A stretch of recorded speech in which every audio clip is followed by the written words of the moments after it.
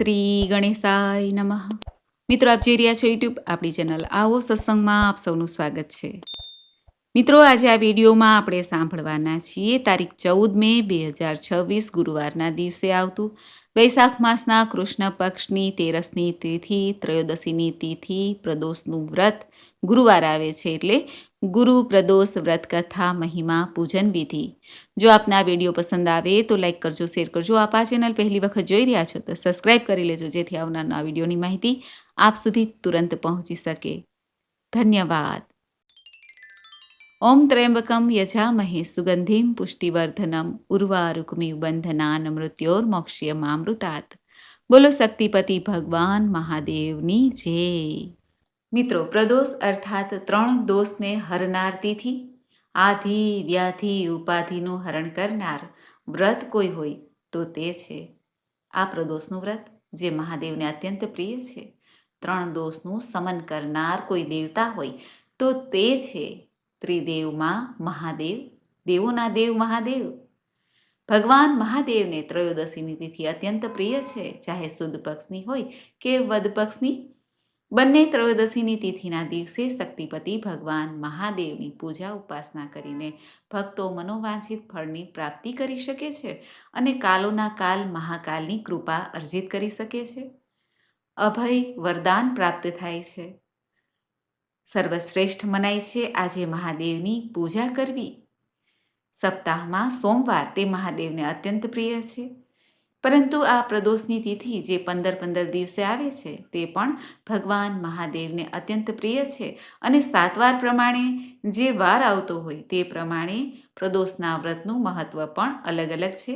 ગુરુવાર આવે છે, બૃહસ્પતિ દેવને સમર્પિત આ તિથિ છે અને ગુરુના ગુરુ મહાદેવ પણ છે, જે તંત્રોના દેવતા છે, મહાન તાંત્રિક છે, જે જ્ઞાનના દેવતા છે, જેમની પૂજા આરાધના કરવાથી અજ્ઞાનના અંધકાર દૂર થાય છે. તેવા મહાદેવની આજે પૂજા કરવાની છે.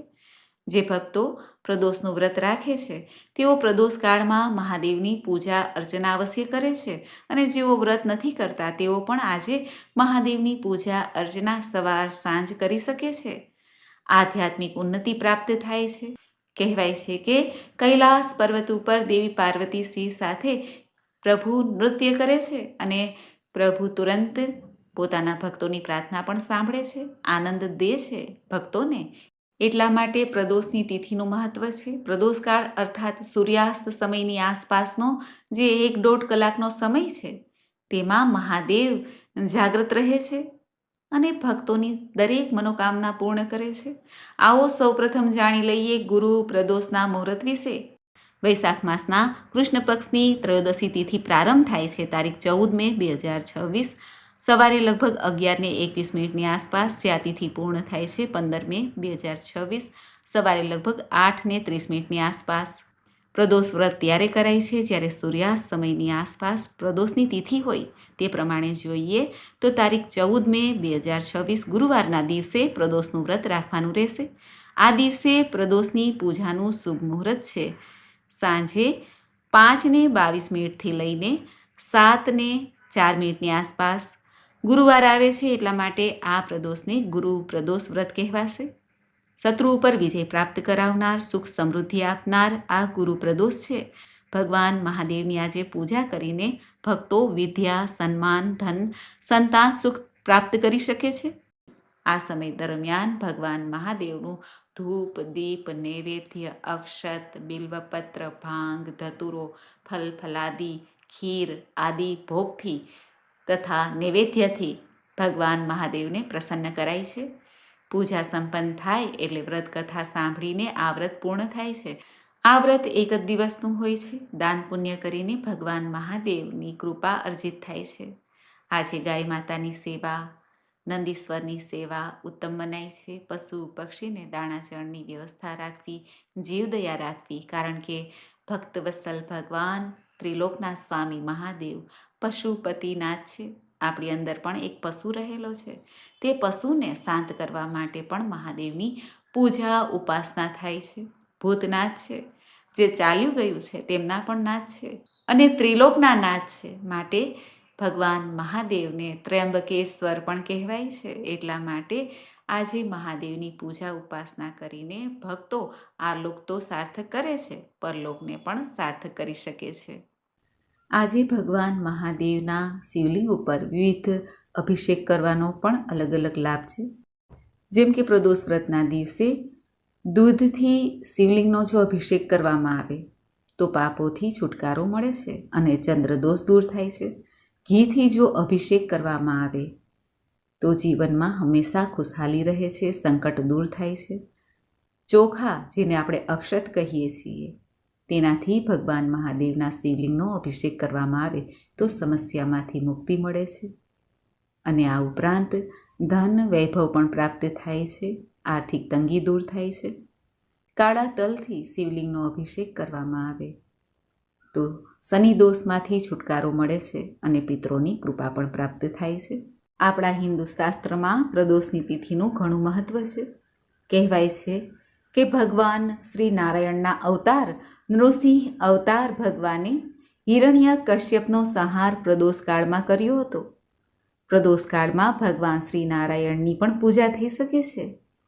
અખંડ સૌભાગ્યની પ્રાપ્તિ થાય છે.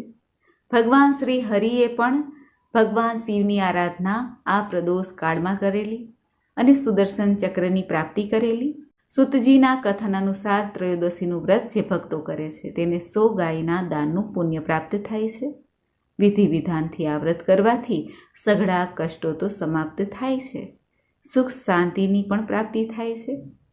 ધર્મનિષ્ઠો આ વ્રત 11 ત્રયોદશી અથવા વર્ષભરની જે 26 ત્રયોદશીનું વ્રત આવે છે તે કરે છે અને ત્યારબાદ ઉદ્યાપન કરે છે. આ વ્રતમાં પૂજન વિધિ પણ ખાસ છે. બ્રહ્મ મુહૂર્તમાં વહેલા ઉઠીને સ્નાનાદિથી પરવારીને ભગવાન મહાદેવનું સ્મરણ કરવું જોઈએ. સવારે પણ આપણે જો ઘરના મંદિરમાં નાનકડું શિવલિંગ હોય અંગૂઠા જેવડું, તેની પૂજા કરી શકીએ છીએ. અને પ્રદોષકાળમાં પણ અથવા શિવાલયમાં જઈને પણ મહાદેવની પૂજા કરી શકાય છે. આખો દિવસ ઉપવાસ કરે અથવા તો સાંજે જ્યારે પ્રદોષ કાળમાં ભગવાન મહાદેવની પૂજા અર્ચના થઈ જાય પછી એક ટાઈમ ભોજન પણ લઈ શકાય છે. જે સ્ત્રી સૌભાગ્યવતી છે તે પ્રદોષ વ્રત કરે તો તેનો ચૂડી ચાંદલો અખંડ રહે છે, ધન ધાન્યના ભંડાર ભર્યા રહે છે. કુંવારી કન્યા જો આ વ્રત કરે તો ઈચ્છિત વરની પ્રાપ્તિ થાય છે. જે ભક્તો આ વ્રત કરે તેની તમામ મનોકામના તો પૂર્ણ થાય છે. ભગવાન મહાદેવની કૃપાની સાથે શિવલોક ધામની પણ પ્રાપ્તિ થાય છે. 7 વાર પ્રમાણે જ્યારે પણ પ્રદોષનું વ્રત આવે તે દિવસના મહત્વની સાથે પ્રદોષના વ્રતનું ફળ પણ અલગ અલગ કહેવાનું છે. જેમ કે રવિવારે પ્રદોષનું વ્રત આવે તો દીર્ઘ આયુષ્ય અને આરોગ્યમાં વૃદ્ધિ કરનાર છે. સોમવારે આવતું પ્રદોષનું વ્રત તે ગ્રહ દશા નિવારણ અને મનોકામના હેતુ થાય છે. મંગળવારે આવતું પ્રદોષનું વ્રત તે રોગથી મુક્તિ અને સ્વાસ્થ્ય સારું કરે છે. બુધવારના દિવસે આવતું પ્રદોષનું વ્રત તે સર્વ મનોકામના પૂર્ણ કરનાર છે. ગુરુવારે આવતું પ્રદોષનું વ્રત તે રોગ શત્રુ સંકટના વિનાશ માટે થાય છે. શુક્રવારે આવતું પ્રદોષનું વ્રત તે સૌભાગ્યની અખંડતા માટે તથા સુખ સમૃદ્ધિ માટે આ વ્રત થાય છે. શનિવારે આવતું પ્રદોષનું વ્રત તે ખોવાયેલી વસ્તુ કે વ્યક્તિ માટે સત્તા પ્રાપ્તિ માટે થાય છે. આ રીતે અલગ અલગ વાર પ્રમાણે પણ પ્રદોષના વ્રતનું ફળ કહેવાનું છે. આજના દિવસે અમુક નિયમ પણ ધ્યાનમાં રાખવા જોઈએ. પ્રદોષ વ્રત કરનારે કોઈની નિંદા કુથલી ના કરવી, તામસિક આહારનો ત્યાગ કરવો, વ્રત રાખનારે દિવસભર ભગવાન મહાદેવનું મનમાં સ્મરણ કરવું, કોઈ પણ પ્રતિ ગુસ્સો ન કરવો, નકારાત્મક વિચાર ન લઈ આવવા, જૂઠું ન બોલવું, કોઈનું અપમાન ન કરવું, અનાદર ન કરવો, પૂરી શ્રદ્ધા ભક્તિ સાથે આ વ્રત કરવું. મહાદેવની કૃપા અવશ્ય પ્રાપ્ત થાય છે. પ્રદોષ વ્રત દરમિયાન જુદા જુદા પદાર્થથી ભગવાન મહાદેવની પૂજા આરાધના કરવામાં આવે તો તેનું ફળ પણ અલગ અલગ છે. જેમ કે મહાદેવને ગંગા જળથી અભિષેક કરવામાં આવે તો ભોગ અને મોક્ષની પ્રાપ્તિ થાય છે. અન્ય તીર્થોના જળથી અભિષેક શિવલિંગનો કરવામાં આવે તો સદવિચારની પ્રાપ્તિ થાય છે. મહાદેવના શિવલિંગ ઉપર ઘીથી અભિષેક કરવાથી વંશવૃદ્ધિ થાય છે. સાકર મિશ્રિત દૂધથી અભિષેક કરવાથી ગુરુ જેવી ઉત્તમ બુદ્ધિની પ્રાપ્તિ થાય છે. મહાદેવના શિવલિંગ ઉપર દૂધથી અભિષેક કરવાથી સંતાનની પ્રાપ્તિ થાય છે, દુઃખોનો નાશ થાય છે. મહાદેવના શિવલિંગ ઉપર મધથી અભિષેક કરવાથી પાપોનો નાશ થાય છે. શેરડીના રસથી અભિષેક કરવાથી લક્ષ્મી પ્રાપ્તિ, માનસિક શાંતિની પ્રાપ્તિ થાય છે. માત્ર સાદા જળથી શિવલિંગનો અભિષેક કરવાથી રોગ તો દૂર થાય છે, સુખ મળે છે. દહીંથી શિવલિંગનો અભિષેક કરવાથી પશુઓની કામના કરી શકાય છે. સરસવના તેલથી જો શિવલિંગનો અભિષેક કરવામાં આવે તો શત્રુ નાશ થાય છે. દર્ભથી શિવલિંગનો અભિષેક કરવાથી સકળ વ્યાધિ નાશ પામે છે. શિવ મહાપુરાણમાં પણ પ્રદોષ વ્રતનો ઉલ્લેખ છે. ભગવાને સ્વયં વર્ણવેલું છે કે જે ભક્તો આ રીતે અભિષેક કરશે, તેમજ બિલ્વપત્ર છે, પંચામૃત છે, પુષ્પોદક છે, કુશોદક છે, પંચગવ્ય, આમ્રરસ કે નારિયેળના જળથી અભિષેક કરે છે, તેનાથી વધીને સંસારમાં મને કંઈ જ પ્રિય નથી.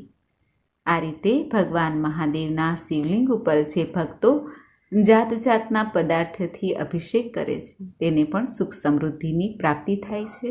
ખાસ કરીને શિવલિંગ ઉપર 1 લોટો જલ અને 1 બિલ્વપત્ર જો ભગવાન મહાદેવને ચડાવવામાં આવે તો પ્રભુ અત્યંત પ્રસન્ન થાય છે. આ રીતે ભગવાન મહાદેવને પ્રિય એવી આ ત્રયોદશી કે પ્રદોષના વ્રતનું મહાત્મ્ય છે. મિત્રો, હવે આપણે સાંભળીએ આ ગુરુ પ્રદોષના વ્રતની કથા. બોલો ભગવાન શક્તિપતિ મહાદેવની જય. એક વખત ઇન્દ્ર અને વૃત્તાસુર વચ્ચે ભીષણ યુદ્ધ થયું. દેવોએ દૈત્ય સેનાને પરાજિત કરી હતી. રાક્ષસો જીવ બચાવીને ભાગવા લાગ્યા. સેનાનો સર્વનાશ થતો જોઈને વૃત્તાસુરનો ક્રોધ 7મા આસમાને પહોંચી ગયો. તેણે માયાવી ભયંકર વિકરાળ રાક્ષસી રૂપ ધારણ કર્યું. તેનું આવું અતિ ભયંકર રૂપ જોઈને ઇન્દ્ર વગેરે દેવતાઓ ગભરાયા. તેઓએ ગુપ્ત મંત્રણા કરી દેવગુરુ બૃહસ્પતિજીનું આહ્વાન કર્યું. દેવગુરુ તરત જ પ્રગટ થયા. બધી વાત જાણ્યા પછી દેવગુરુએ ઇન્દ્રદેવને કહ્યું, હે દેવેન્દ્ર તથા હે દેવગણો, તમે બધા વૃત્તાસુરની કથા ધ્યાન દઈને સાંભળો. વૃત્તાસુર વર્ષો પહેલાં મહાન કર્મનિષ્ઠ હતા. તેણે ગંધમાદન પર્વત પર ઉગ્ર તપ કરીને શિવજીને પ્રસન્ન કર્યા હતા. પૂર્વ સમયે તે ચિત્રરથ નામે રાજા હતા. તમારી સામે જે સુરમ્ય વન છે તે તેનું જ રાજ્ય હતું. આ વનમાં ઋષિમુનિઓ, સાધુ મહાત્માઓ અને ધર્માચાર્યો રહેતા હતા અને પોતાનું ધર્મ કાર્ય, યજ્ઞ આદિ વગેરે નિરંતર કરતા હતા. ભગવાનના દર્શનની અનુપમ ભૂમિ છે આ. એક સમયે ચિત્રરથ સ્વેચ્છાથી કૈલાસ પર્વત પર ચાલ્યા ગયા. ભગવાનનું સ્વરૂપ અને વામ અંગમાં જગદંબા માને બિરાજમાન જોઈને ચિત્રરથને હાસ્ય આવ્યું અને 2 હાથ જોડીને શિવજીને કહ્યું, હે મહાપ્રભુ, અમે માયા મોહિત થઈને વિષયોમાં અટવાયેલા રહેલા છીએ અને તે કારણે સ્ત્રીઓથી વશીભૂત રહીએ છીએ. પરંતુ દેવલોકમાં એવું ક્યારેય પણ દ્રષ્ટિ ગોચર નથી થયું કે કોઈ સ્ત્રી સાથે સભામાં ઉપસ્થિત રહ્યા હોય. ભગવાન શિવ હસીને બોલ્યા, હે રાજન, મારું વ્યવહારિક દ્રષ્ટિકોણ પૃથક છે. મેં મૃત્યુદાતા કાળકૂટ મહાવિષ્ણુ પાન કર્યું છે. છતાં પણ જો તમને સામાન્ય માનવીની જેમ મારી મસ્કરી ઉડાડવી હોય તો હું શું કરી શકું?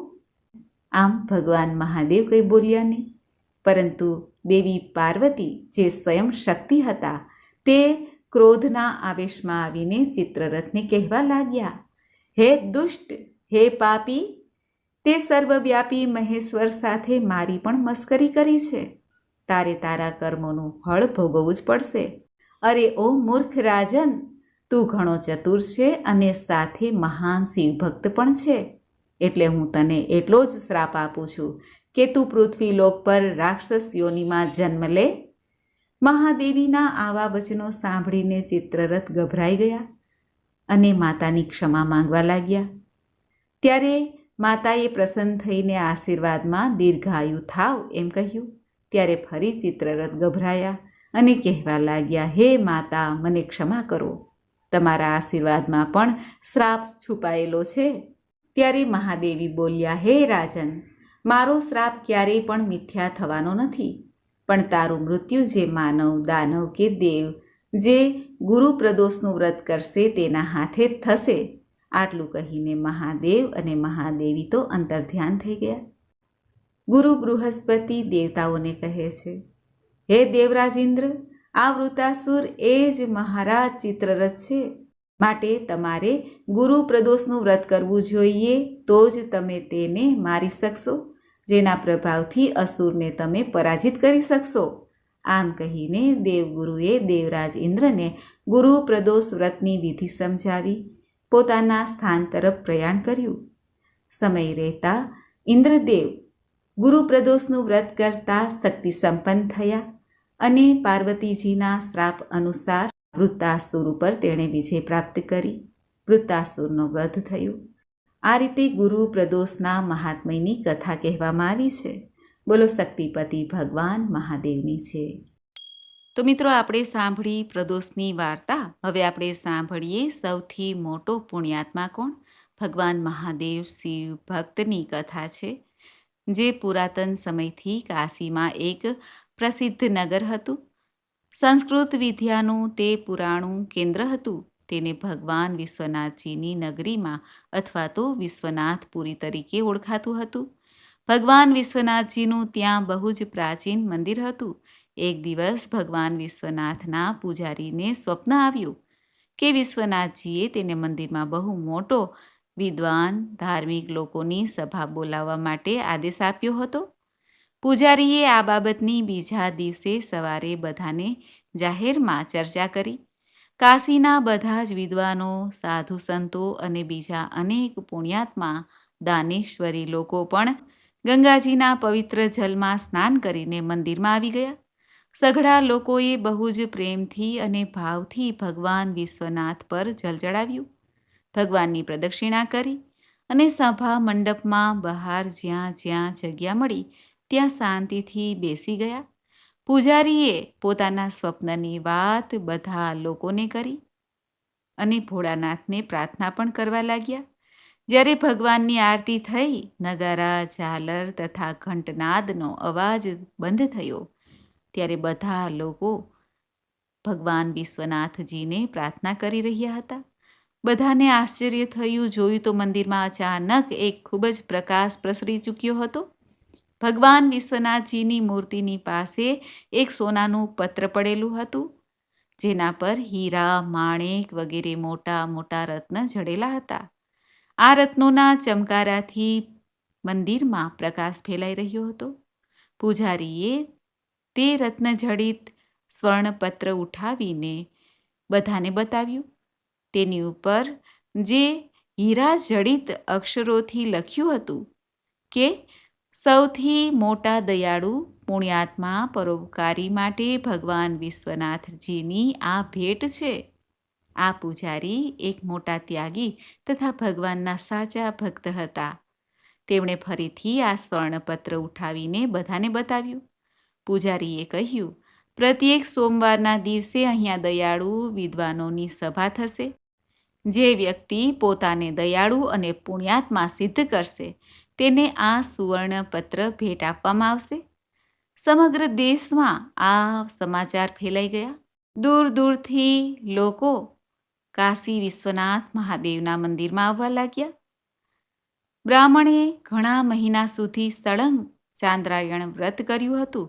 તે પણ પોતાની જાતને પુણ્યાત્મા સમજીને સ્વર્ણપત્ર લેવા માટે આવ્યા હતા. પૂજારીએ સ્વર્ણપત્ર તેના હાથમાં મૂક્યું. જોતામાં જ તે માટીનું બની ગયું. આખા દેશમાંથી ચારે બાજુ આ સમાચાર ફેલાણા હતા.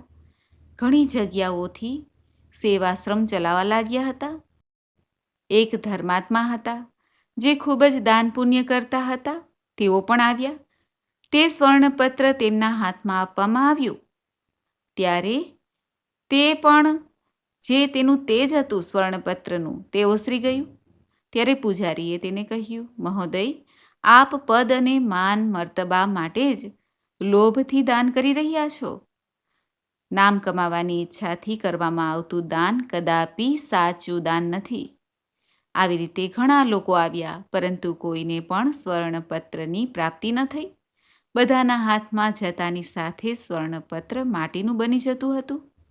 કેટલાક માસ વીતી ગયા. લોકો સ્વર્ણપત્રની ભેટ મેળવવા માટે ભગવાન વિશ્વનાથની આજુબાજુ દાન પુણ્ય કરવા લાગ્યા કે સ્વર્ણપત્ર કોને પ્રાપ્ત થશે. એક દિવસ એક વૃદ્ધ ખેડૂત ભગવાન વિશ્વનાથજીના દર્શન કરવા માટે આવ્યા હતા. તે ખેડૂતે મેલા વસ્ત્ર પહેર્યા હતા. તે માત્ર ભગવાન વિશ્વનાથજીના દર્શન કરવાના હેતુથી જ આવ્યા હતા. તેમની પાસે થોડું અનાજ રાંધેલું હતું અને ફાટેલો કામળો હતો. મંદિરની પાસે લોકો ગરીબોને વસ્ત્રદાન આપતા હતા. ત્યાં એક માણસ જે કોઢી હતો તે કણસતો હતો. આખા શરીરમાં તેને ઘા હતા. બહુ જ ભૂખ્યો પણ હતો, પરંતુ તેની તરફ કોઈ જોતું ન હતું. આ ઘરડા ખેડૂત ત્યાં પહોંચ્યા અને તેની પાસે જે ભોજન હતું તે આ કોઢી વ્યક્તિને આપ્યું. તે ખાવા લાગ્યો અને જે ફાટેલો તૂટેલો કામળો હતો તે પણ તેને ઓઢાડી દીધો. ત્યાંથી સીધા તે મંદિર તરફ રવાના થયા. વિશ્વનાથજીના દર્શન કર્યા. મંદિરમાં પૂજારીએ હવે એક એવો નિયમ બનાવ્યો હતો કે જેટલા યાત્રાળુ સોમવારના દિવસે ભગવાનના દર્શન કરવા માટે આવતા તે બધાના હાથમાં પૂજારી એકવાર તે સ્વર્ણપત્ર આપતા. તે વૃદ્ધ ખેડૂત જ્યારે દર્શન કરીને પાછા ફરવા લાગ્યા ત્યારે પૂજારીએ તેના હાથમાં આ સ્વર્ણપત્ર રાખી દીધું. જેવું ખેડૂતના હાથમાં સ્વર્ણપત્ર આવ્યું કે તુરંત જ તેના જે સ્વર્ણપત્રમાં રત્નો હતા તે બમણા પ્રકાશથી ચમકવા લાગ્યા. બધા આ ઘરડા ખેડૂતની પ્રશંસા કરવા લાગ્યા. પૂજારીએ આ ખેડૂતને બહુ જ પ્રેમથી કહ્યું, ભાઈ, ભગવાન વિશ્વનાથજીએ તમને આ સુવર્ણપત્ર આપેલ છે. જે કોઈ પણ જાતના લોભ વગર, માન પાનની આશા વગર પોતાનું પવિત્ર કર્તવ્ય જાણીને દીન ગરીબો પર દયા કરે છે, કોઈ પણ જાતના સ્વાર્થ સિવાય માત્ર પરોપકારની ભાવનાથી દાન કરે છે તથા દુઃખી મનુષ્યોની સેવા કરે છે, તે જ ખરેખર સૌથી મોટો પુણ્યાત્મા છે.